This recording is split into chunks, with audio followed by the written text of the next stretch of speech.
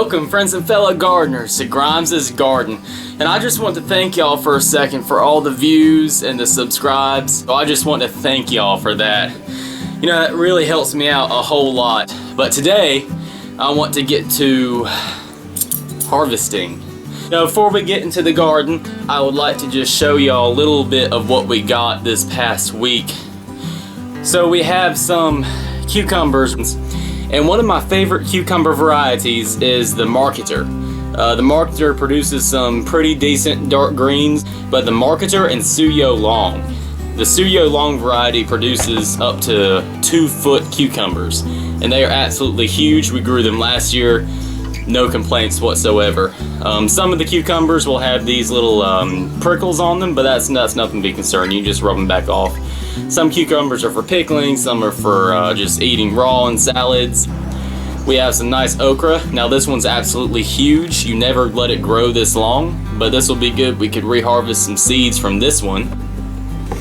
This one right here is a good length. This one it's a little bit longer. We could let this variety grow a little bit longer. It's about the size of my thumb.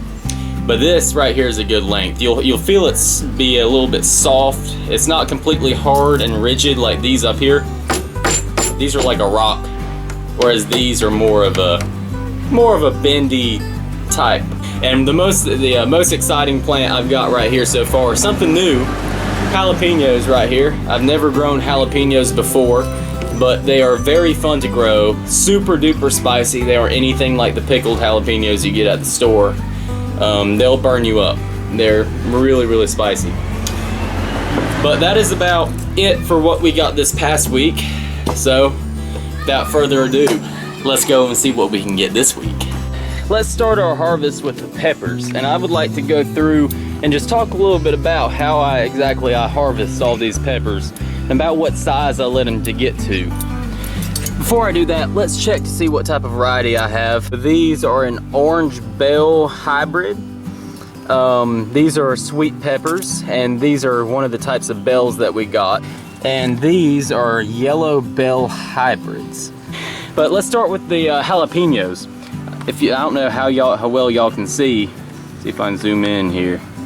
We have quite a bit of jalapenos on that bush. I'm counting 1, 2, 3, 4, 5. And let me demonstrate what they look like when they get too big.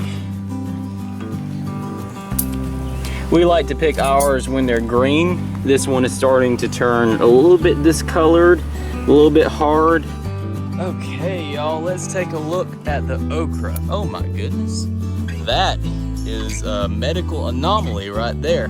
That is a monster. Man, it's the two-pronged okra. It's the octopus, the duoctopus. Let's cut that sucker off right there. I hope we don't have radiation poisoning near us. That'd be bad. All right. Yeah, that's exceedingly weird. Looks like our okra is kind of slowing down a little bit. That's what it looks like. We got plenty last week, but there's only one this week, and it's a little bit oversized. Not complaining, just explaining. But okra is always a summer plant, and of course we will do a how-to on how to grow okra, hopefully next season, because okra by far is one of the easiest and most fun plants you can grow in the South. On to the tomatoes. First off, I would like to showcase one of our problems in this garden, which is these rot right here on the underside of the tomato. This tomato is just about ruined. Cracks, you know, are normal inside a tomato. Normal, natural tomatoes, about at least half of them will crack. But when they start getting rot on the underside like that, you just want to chuck them. That's the only thing you want to do with them, just chuck them right into the woods right there. So I would like to show y'all my Golden Jubilees. A beautiful, beautiful tomato. It's yellow. It's supposed to be yellow. It's supposed to taste a lot richer than the red tomatoes. So this is kind of amazing right here. And this is my first time growing this variety. But this tomato looks beautiful. Everything is perfect about it. So we are going to go snip, snip right there. Just gonna There we go. So the corn here isn't quite producing yet. It just tasseled out. We have the pollinating prickles. I'm just gonna call them prickles. I don't know the exact word for them. But down here, they're starting to silk out. And just like the other vegetable crops, this is like the flower. The fruit will come right below the flower. So when these get pollinated and when the corn starts popping up, you're going to see a corn stalk grow, or corn cob, I'm sorry, grow right up out of there. Hey y'all, I hate to stop this video so abruptly, but man, there's just so much content I want to put inside of this video.